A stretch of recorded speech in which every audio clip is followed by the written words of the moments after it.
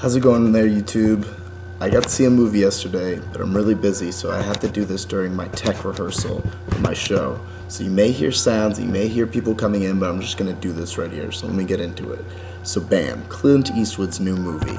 I was so psyched for this. He's a phenomenal filmmaker. Gran Torino is one of my favorite movies. So good, and he's made some great stuff in the past, acting and directing.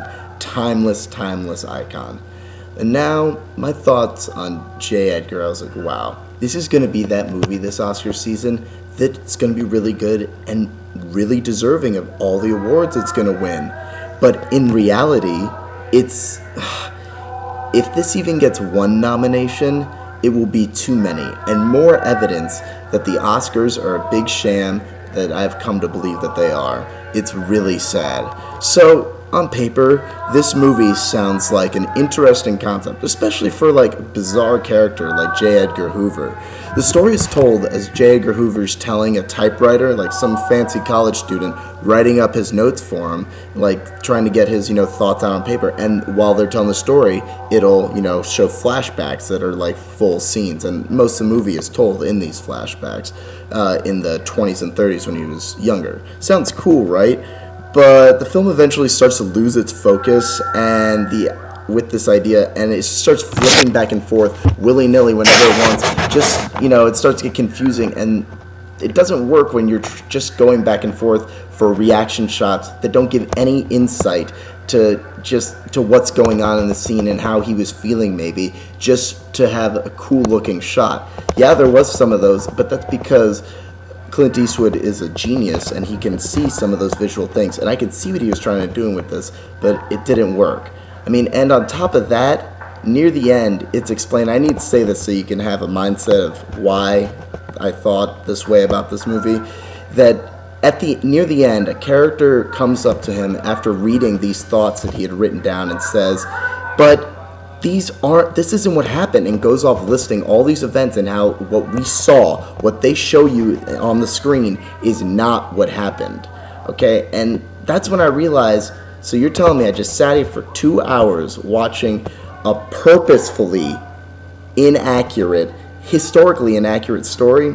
Screw that, Eastwood. Like, I wanted to see the real story of J. Edgar Hoover, not like some made-up story. If I was going in knowing it was that, like if you would have said that in the beginning, that would have given an interesting spin on things, but it didn't.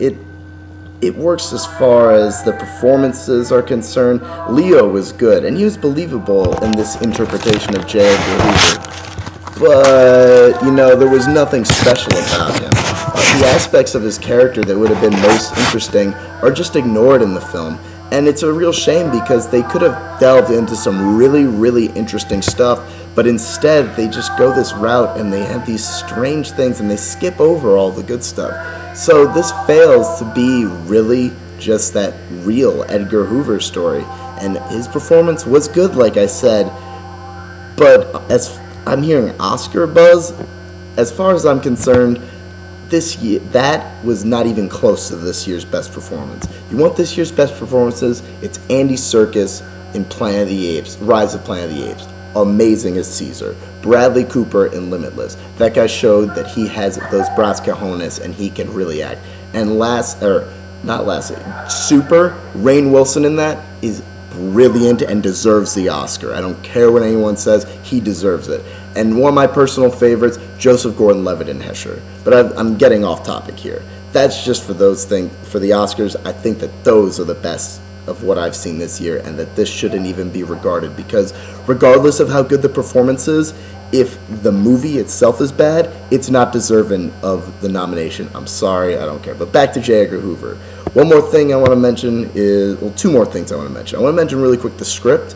It wasn't bad, but it wasn't anything special. It just, whoosh, it was just normal. It was just like, there's nothing special about it. There's nothing particularly too bad about it. Might have been a line here and there, but they work well with the dialogue. But the thing that was really bad about this movie, technically, besides how it was edited, is that the makeup is really bad. And I wanted to point that out just because I found that there were moments where I was laughing and that it shouldn't have been laughing, because one of the characters looked like their face was swollen up and it didn't look right. This movie was just bad, and it's too bad because Eastwood is great, and he may have been time for him to retire before making this, but he made that mistake, and watching this, it conflicts me because I love him so much, but this is just complete crap, and I can't recommend this to anyone. So if you really want to check it out, go for it, but this is crap. It's not even worth watching. So thanks for watching. Click down there or up there and write comments and subscribe. Thanks.